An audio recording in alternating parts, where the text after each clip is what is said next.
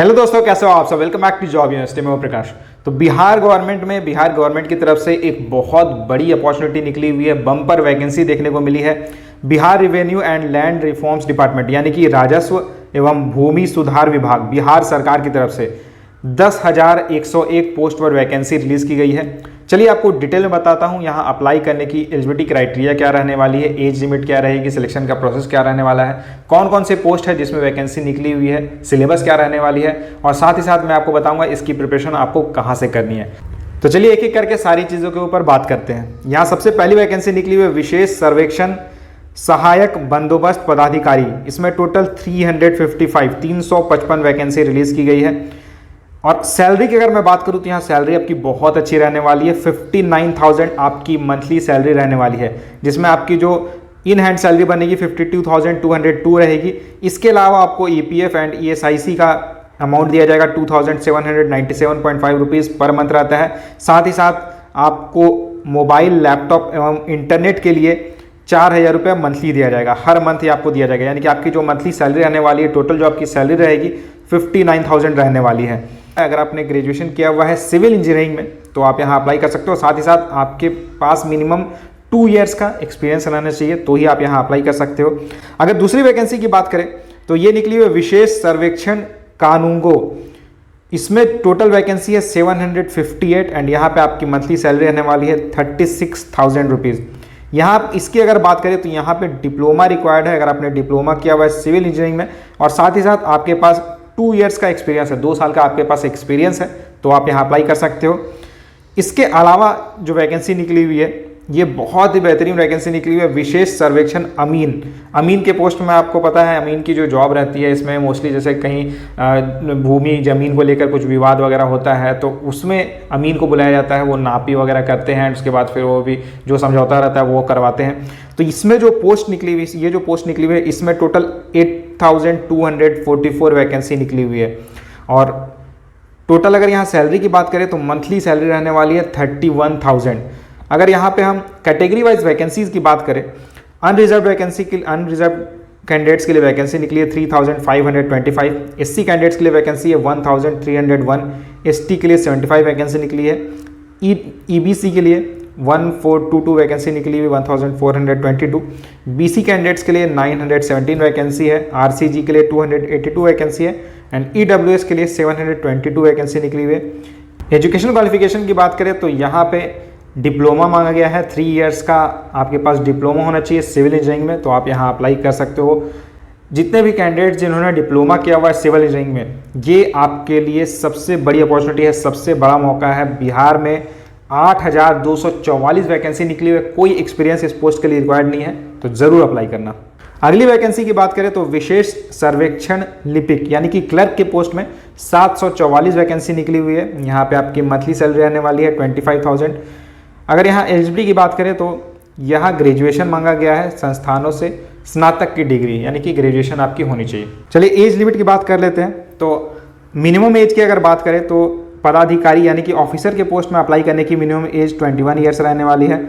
कानूनगो और अमीन के पोस्ट में अप्लाई करने की मिनिमम एज 18 ईयर्स रहने वाली है और लिपिक के पोस्ट में अप्लाई करने की मिनिमम एज 21 ईयर्स है। मैक्सिमम एज लिमिट की बात करें तो अनरिजर्व कैंडिडेट के लिए मैक्सिमम एज लिमिट 37 है।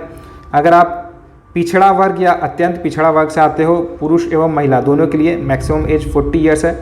अनारक्षित वर्ग यानी कि अनरिजर्व कैटेगरी में आते हो, फीमेल कैंडिडेट हो, तो अप्लाई करने की मैक्सिमम एज 40 ईयर्स है। अनुसूचित जाति, अनुसूचित जनजाति, पुरुष एवं महिला के लिए मैक्सिमम एज 42 ईयर्स है। एंड PWD कैंडिडेट्स के लिए अप्लाई करने की मैक्सिमम एज में 10 ईयर्स का रिलैक्सेशन मिलेगा। चलिए बात करते हैं सिलेबस की, कौन कौन से टॉपिक्स है, किन किन सेक्शन से क्वेश्चंस पूछे जाएंगे और साथ ही साथ इसकी प्रिपरेशन आप कहाँ से कर सकते हो। तो देखिए सबसे ज़्यादा जो वैकेंसी निकली हुई है अमीन के पोस्ट में वैकेंसी निकली हुई है, 8,000 से भी ज़्यादा वैकेंसी निकली हुई है। सिविल इंजीनियरिंग से 75 मार्क्स के क्वेश्चंस पूछे जाएंगे, जनरल स्टडीज़ से 25 मार्क्स के क्वेश्चंस पूछे जाएंगे। देखिए यहाँ पे अगर आप देखोगे तो जो सिविल इंजीनियरिंग की जो लेवल रहेगी ये डिप्लोमा लेवल की रहेगी, यानी कि डिप्लोमा आपने किया हुआ है तो उसी लेवल के क्वेश्चंस आपसे पूछे जाएंगे। जनरल स्टडीज़ की बात करें तो स्नातक यानी कि ग्रेजुएशन लेवल के क्वेश्चंस आपसे पूछे जाएंगे। लिपिक यानी क्लर्क के पोस्ट की बात करें तो यहाँ जनरल नॉलेज से 150 क्वेश्चंस पूछाएंगे, जीएस से 50 क्वेश्चंस पूछाएंगे, मैथ्स से 50 क्वेश्चंस पूछाएंगे और मेंटल एबिलिटी टेस्ट से 50 क्वेश्चंस पूछे जाएंगे। कई स्टूडेंट्स पूछ रहे थे कि इस एग्ज़ाम की प्रिपरेशन कहाँ से करना है, इस एग्ज़ाम की तैयारी किस कोचिंग इंस्टीट्यूट से करना है या किस बुक से करना है। तो देखिए, अगर आप देखोगे ना, बिहार में जो मेनली जो कोचिंग इंस्टीट्यूट्स हैं जो ऑफलाइन में पढ़ाते हैं वो मेड इजी, एस एकेडमी और तीसरा है इंजीनियर्स एकेडमी, यही 3 कोचिंग इंस्टीट्यूट है।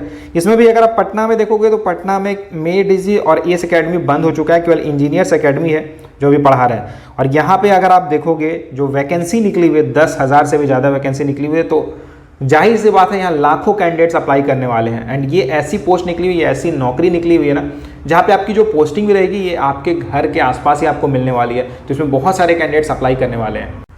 और देखिए, अगर लाखों बच्चे तैयारी करने वाले हैं तो एक ही इंस्टीट्यूट के लिए पॉसिबल भी नहीं है कि इतने सारे स्टूडेंट्स को पढ़ाए।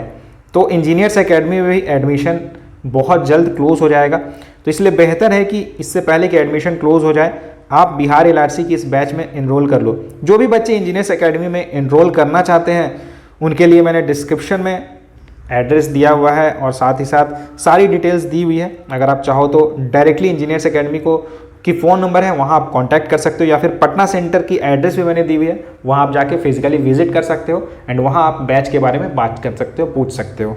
एप्लीकेशन प्रोसेस की बात करें तो यहाँ अप्लाई करने का सारा प्रोसेस ऑनलाइन रहने वाला है। अप्लाई करने की डायरेक्ट लिंक मैंने डिस्क्रिप्शन में डाली हुई है, आप वहाँ जाके अप्लाई कर देना। ऑनलाइन रजिस्ट्रेशन कल यानी कि 13 अप्रैल से स्टार्ट होएगी और अप्लाई करने की लास्ट डेट 12 मई रहने वाली है। अगर आप यहाँ अप्लाई करना चाहते हो तो वेट मत करना, इंतजार मत करना लास्ट डे का, जल्द से जल्द अप्लाई कर देना, क्योंकि कई बार सर्वर वगैरह स्लो हो जाते हैं, बहुत सारा अलग तरह की प्रॉब्लम्स हो जाती है, तो इसलिए बेहतर है कि आप जल्द से जल्द अप्लाई कर देना। एप्लीकेशन फीस की बात करें तो unreserved EWS EBC BC male female candidates को 800 रुपीज़ पे करना होगा।